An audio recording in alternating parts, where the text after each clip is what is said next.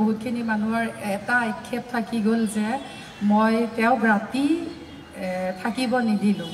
ইয়াত দুটা কাৰণ আছে, সেইটো মই এইটো সমজুৱাকৈ জনাবলৈ সুবিধাটো পাই মই সুখী হৈছোঁ যে প্ৰথম এওঁ আগতে কেজুৱেলি গৈ থাকে দেই, এওঁ অসুখৰ আগে আগে আমি নাই এওঁ প্ৰিপেয়াৰ আছিল যে এওঁ এনেকুৱা এটা হ'ব, এওঁ আমাক এৰি গুচি যাব, বা মই আৰু মোৰ ছোৱালীও প্ৰিপেয়াৰ নাছিলোঁ। অসুখ হৈছিলে লিভাৰ চিৰ'চিছ, ধৰা পৰিছে আমাৰ খুব বেছিছে বেছি 1.5 মাহৰ ভিতৰতে ডিট'ৰেট হৈ মানে ট্ৰিটমেণ্ট আৰম্ভ হওঁতেই গোটেইখিনি ডিট'ৰেট অলৰেডি ডিট'ৰেট হৈ সি হেৰিয়ে হৈ গ'ল। তো সেইকাৰণে তেওঁ আগতে কেজুৱেলি গৈছিলে যে মই যেতিয়া নাথাকিম, মই যেতিয়া মৰিম, আমাক দুজনীক কয় যে হেৰি নকৰিবি, মোৰ ঘৰত যদি মই ৰাতি হয়, হস্পিটেল ঘৰ এইবোৰ মেনশ্যন কৰা নাছিল, কৈছিল যে মোক থৈ নিদিবি, গোটেই ৰাতিটো পেলাই থৈ নিদিবি, পিছদিনা ৰাতিপুৱা মানুহে আহি চাব, ফুল দিব। আৰু এওঁ খুব মুখতা আছিলে, সেইটো অৱশ্যে ময়ো পালোঁ এওঁৰ পৰা বহুত বছৰ এওঁৰ লগত থাকি।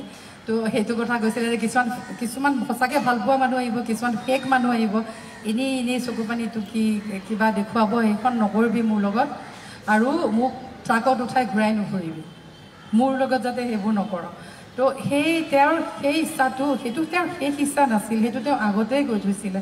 গতিকে সেইখিনি ইচ্ছা পূৰণ কৰিবলৈকে ছোৱালী আৰু মই, আৰু এটা কথা লগত, এটা আমাৰ দুজনীৰো এটা, গোটেই ৰাতি তেওঁৰ শৰীৰটো আমি পেলাই থৈ আমি চাই থাকি আমাৰ মনোকষ্টটো বাঢ়িব, আমাৰ মনোকষ্টটো, তেওঁৰ শৰীৰটো, আত্মাটো অলৰেডি গ'লেই।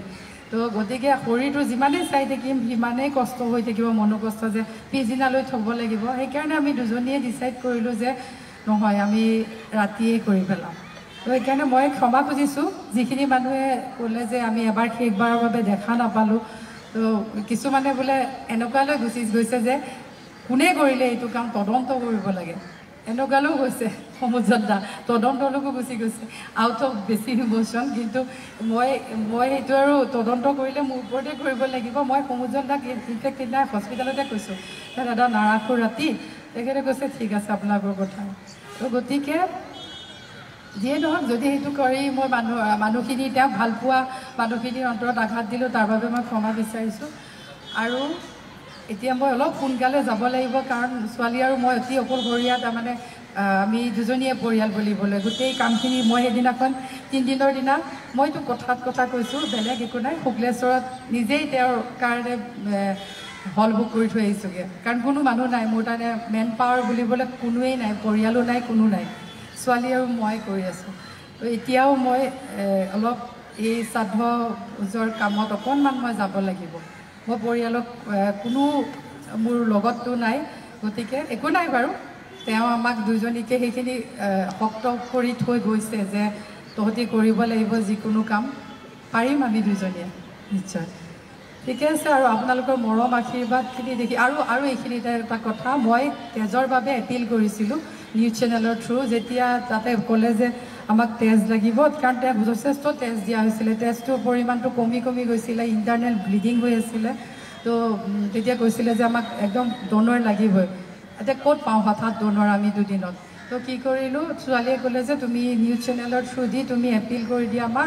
মই এইটো কৰিব বিচৰা নাছিলোঁ, মই ভাল নাপাওঁ এনেকৈ কেমেৰা আগত বৰ এটা এইবোৰ বস্তু, কাৰণ এওঁ মানুহটো বৰ প্ৰাইভেট আছিল, আমি দুজনীও অলপ প্ৰাইভেট, কিন্তু উপায় কৰিলোঁ। কিন্তু ৰাইজে ইমান সঁহাৰি দিলে, চবেই ইমান বেলেগ ঠাইৰ পৰা, আনকি আমি বহুতক বাধাও দিলোঁ যে নাই নালাগে, আমাৰ মেনেজ হৈছে।